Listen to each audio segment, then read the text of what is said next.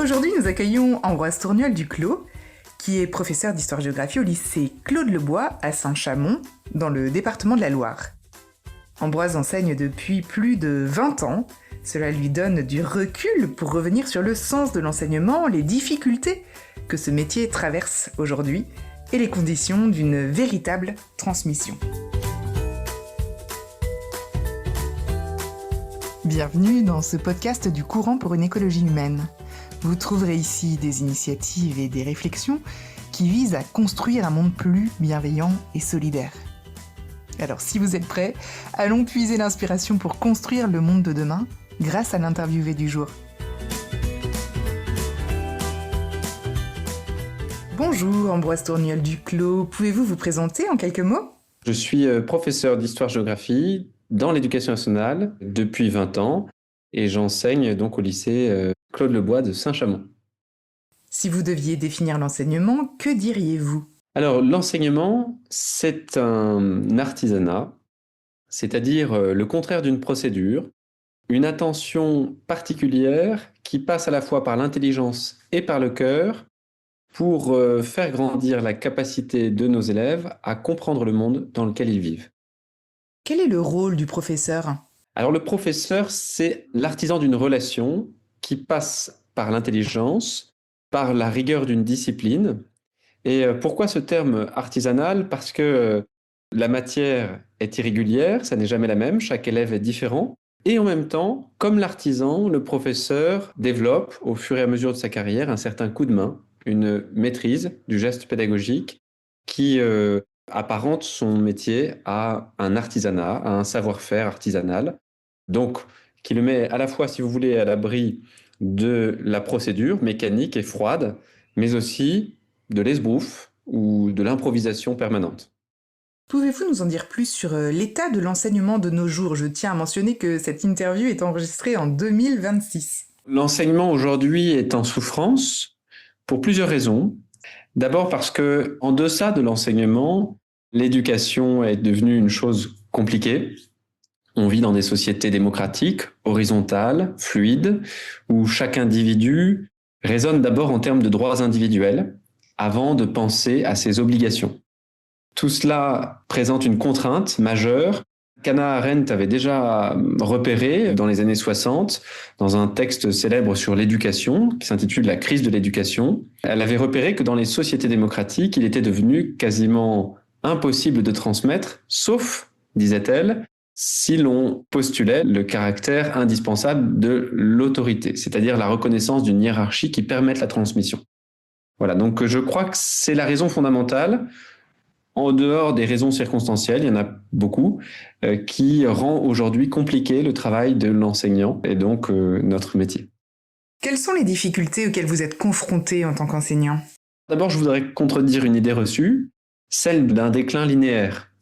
Je n'ai pas du tout le sentiment, j'ai commencé à enseigner en 2006, donc il y a 20 ans, je n'ai pas du tout le sentiment que mes élèves d'aujourd'hui soient foncièrement plus faibles que ceux que j'ai eus en tout début de carrière. Cela dit, les difficultés auxquelles je suis confronté en tant qu'enseignant sont celles que tout le monde connaît, dans une mesure moindre parce que j'ai des lycéens donc, qui ont entre 16 et 18 ans. C'est sans doute plus difficile au collège et parfois peut-être à l'école primaire.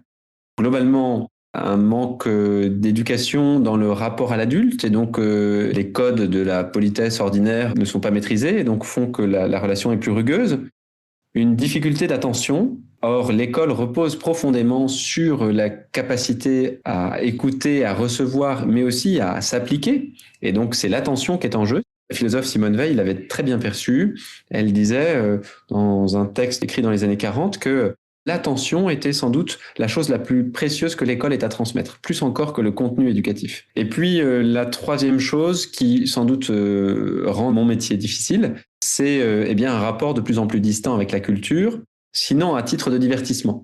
Mais la culture comme un effort, comme quelque chose qui me dessaisit de moi-même et qui va m'inviter à appliquer mon intelligence à un problème de mathématiques, à un grand texte littéraire ou à une époque historique qui m'est étrangère. Tout ça ne correspond plus à une attente qui aurait été alimentée, cultivée en famille, mais apparaît de plus en plus comme quelque chose de lointain, voire de gênant, parce que, eh bien, on est dans une société de loisirs et qu'on pense d'abord à tout ce qui pourrait nous détendre avant de penser à tout ce qui pourrait nous cultiver et nous enrichir. L'accès de plus en plus facile et fréquent à Internet a-t-il eu un impact sur vos élèves ?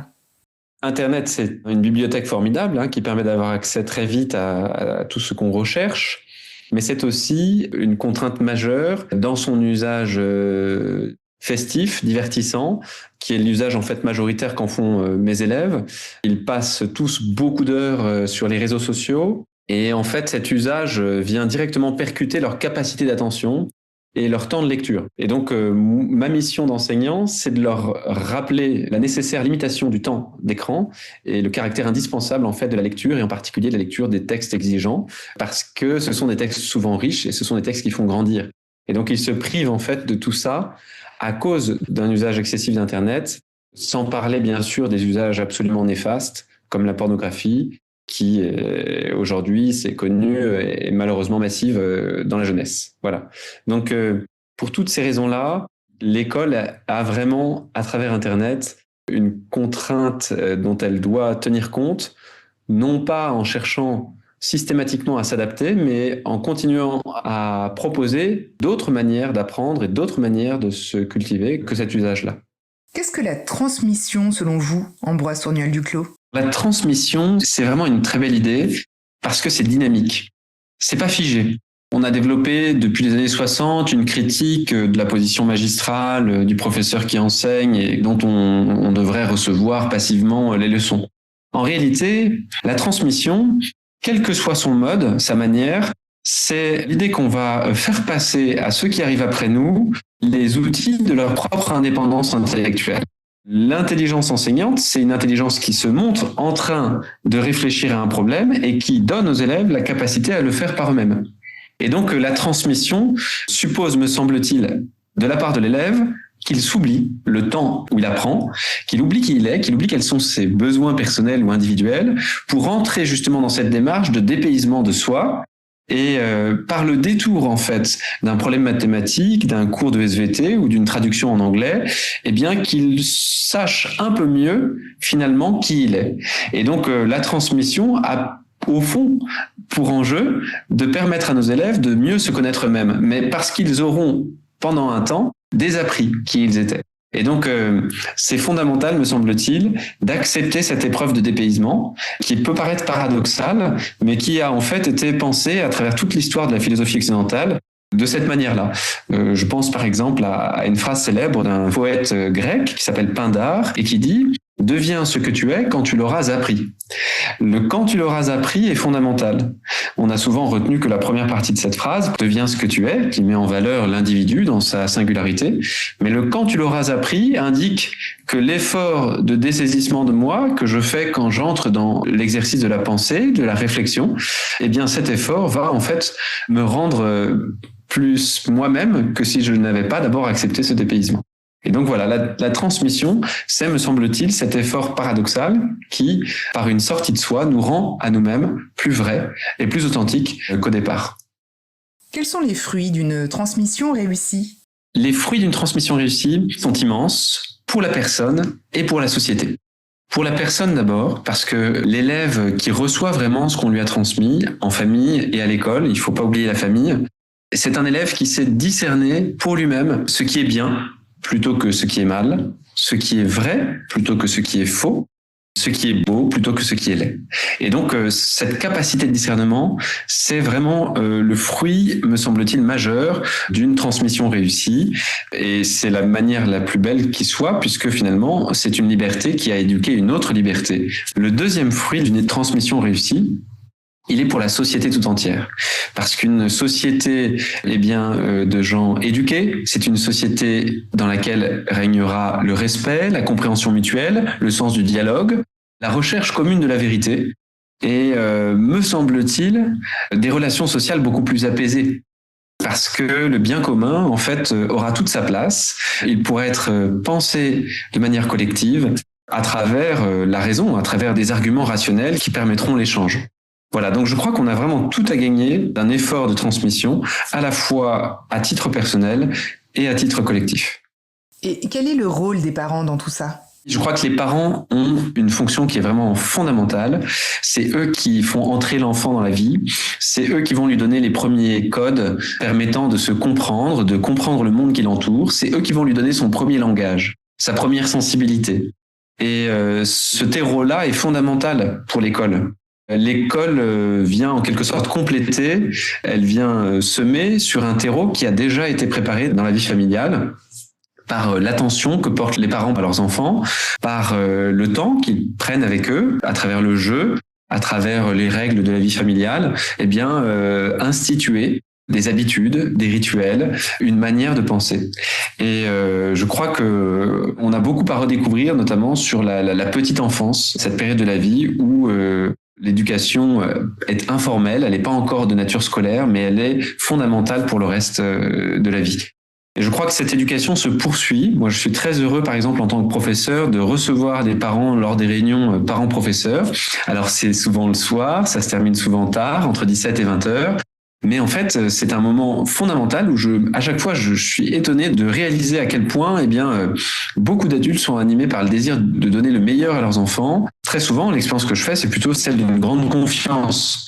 Et je crois que nous, en tant que professeurs, c'est finalement notre principal levier. Une fois qu'on a compris qu'avec la confiance des parents, on pouvait mettre en marche nos élèves, en fait, on gagne énormément. Que pouvez-vous nous dire sur la formation des enseignants ? Alors, la formation des enseignants, c'est vraiment capital. Vous voyez quelqu'un comme Jean-Baptiste de La Salle, fin XVIIe siècle, fondateur des Frères des écoles chrétiennes, il a cette intuition que pour avoir de bonnes écoles, il faut avoir une congrégation enseignante préparée à l'enseignement, et pas seulement des curés qui vont tenir une école.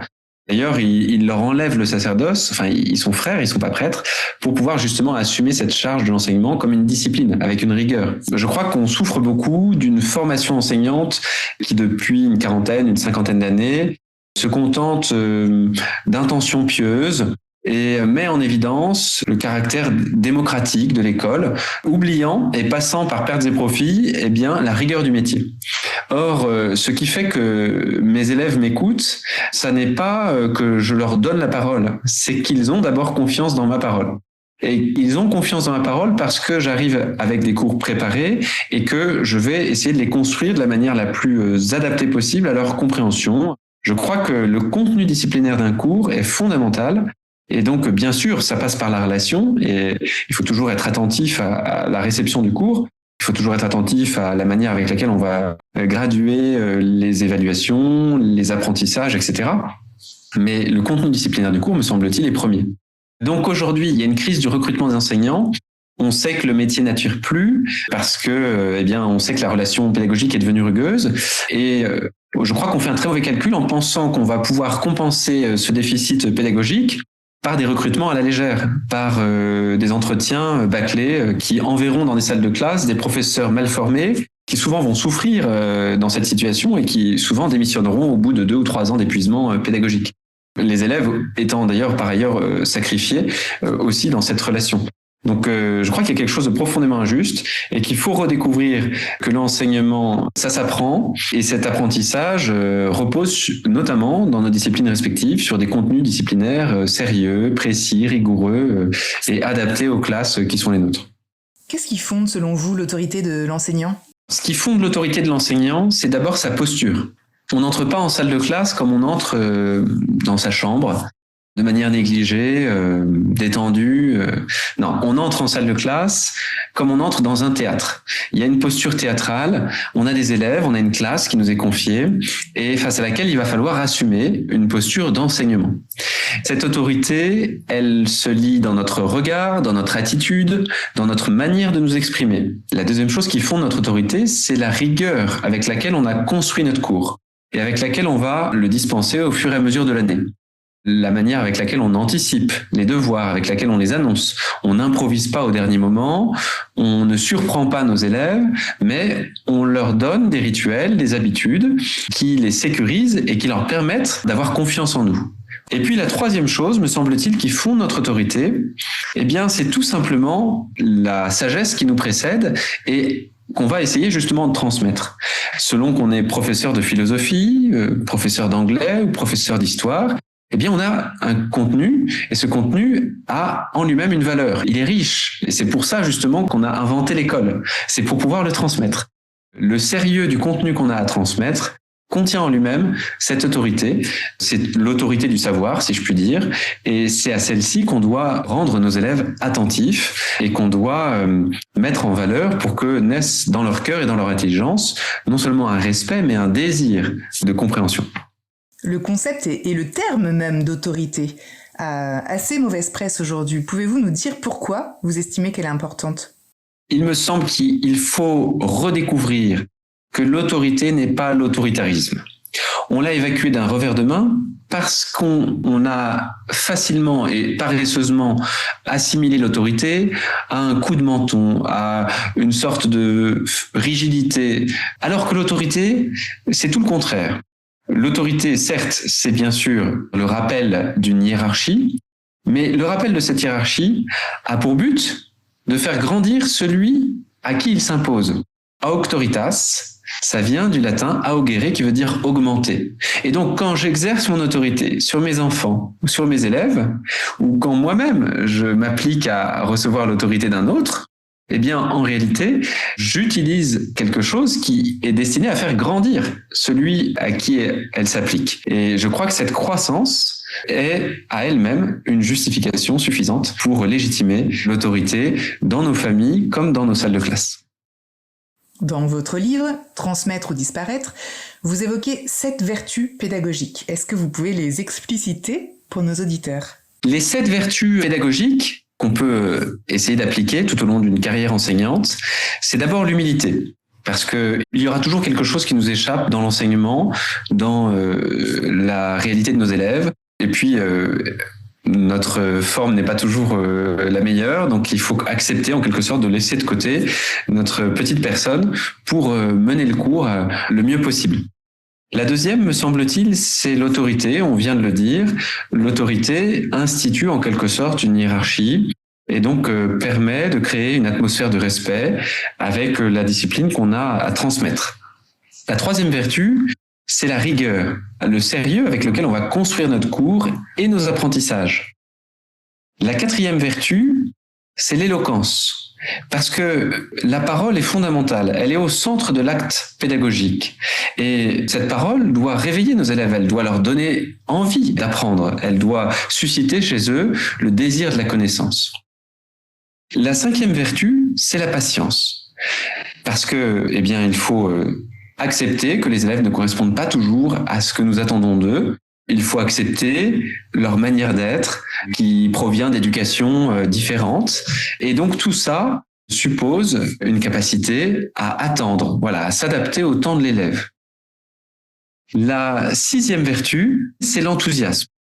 Elle est liée à l'éloquence, il faut du souffle et il faut un désir profond de transmettre et de faire aimer ce que nous avons à enseigner. La dernière vertu, la justice. Nos élèves, les enfants en général, ont un sens aigu de l'injustice. Parfois d'ailleurs un peu surévalué ou pas toujours très ajusté, mais il me semble fondamental qu'ils puissent s'appuyer sur notre parole comme une parole fiable qui cherchera toujours à établir la justice dans le cadre de la salle de classe, en rendant donc à chacun ce qui lui est dû. C'est le sens même de la définition de la justice. Donc en sanctionnant celui qui mérite d'être sanctionné, mais aussi en encourageant ou en valorisant celui qui mérite de l'être. Voilà, je crois, une vertu fondamentale pour que la confiance s'instaure entre le professeur et les élèves. La poésie a-t-elle un rôle à jouer dans l'éducation des plus jeunes ? La poésie, elle est fondamentale. La meilleure définition de la poésie, c'est le dévoilement de la beauté du monde. Je crois malheureusement que dans la société de consommation dans laquelle nous vivons, nous n'aimons pas le dévoilement parce que c'est quelque chose de lent. Et 2, la beauté a déserté en fait notre désir, nos ambitions. Nous voulons du confort, nous voulons de l'efficacité, nous voulons éventuellement vibrer à l'unisson des autres. Mais pour ce qui est de la beauté, et qui peut parfois prendre des formes assez étranges, la beauté n'est parfois pas cosmétique, la beauté est mystérieuse, il y a un mystère de la beauté. Et je crois que les poètes, ils cherchent à dévoiler le mystère de la vie, du monde qui nous entoure, et finalement à ouvrir notre cœur et notre intelligence à cette contemplation du monde qui nous entoure. La poésie est fondamentale, me semble-t-il, dans l'enseignement, d'abord parce que l'enseignement en lui-même est un acte de dévoilement de la beauté du monde, mais aussi parce que dans un monde qui recherche sans cesse l'efficience, dans un monde qui met toute sa ferveur à l'efficacité, eh bien, la poésie nous rappelle l'importance du regard, l'importance de la contemplation, l'importance de la confiance dans un mystère qui nous dépasse, qui nous précède et qui nous répond intérieurement et personnellement. Pensez-vous que le travail manuel devrait avoir plus d'importance dans le programme scolaire ?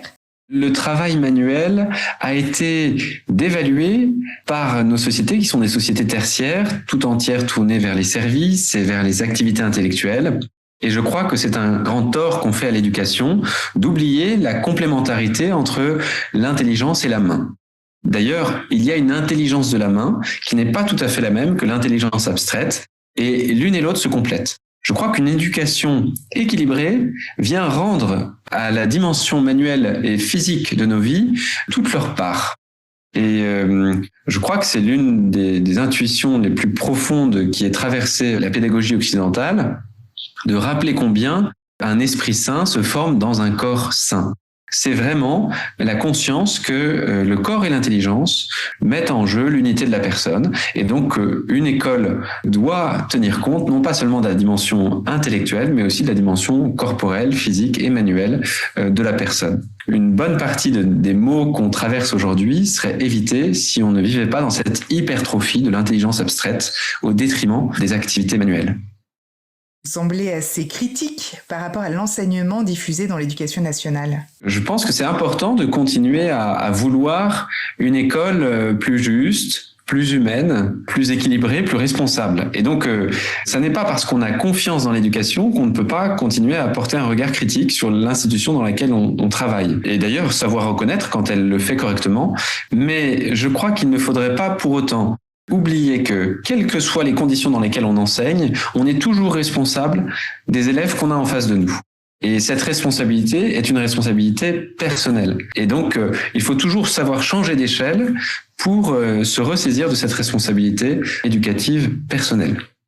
Un dernier message, Ambroise Tourniol-Duclos ? Ce qui est fondamental, c'est qu'on comprenne que la responsabilité éducative appartient à tous. Elle appartient en fait à tous les adultes qui ont conscience que, en face d'eux, les enfants seront responsables du monde d'après. Et donc, cette responsabilité se joue dès maintenant, à chaque fois qu'on prend le temps de lire une histoire, qu'on prend le temps d'apprendre à retourner la terre ou à découvrir un problème de mathématiques. À chaque fois qu'on prend ce temps de l'apprentissage, je crois qu'on rend un service irremplaçable à cette génération d'après et au monde qui nous entoure.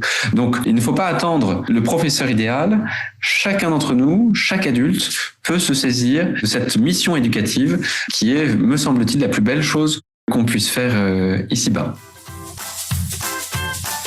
Merci Ambroise Tourniol-Duclos. Merci aussi de nous rappeler que nous sommes tous responsables de l'éducation des enfants, qu'il incombe à chaque adulte d'enseigner tout ce qu'il peut à la génération suivante qui sera en charge du monde de demain. C'est un service irremplaçable qui est dans nos mains. Chers auditeurs, merci de votre écoute. Si vous avez apprécié cet épisode, n'hésitez vraiment pas à le partager autour de vous. Pour suivre nos actus ou vous abonner à notre newsletter, on vous donne rendez-vous sur www.ecologihumaine.eu. À très bientôt donc.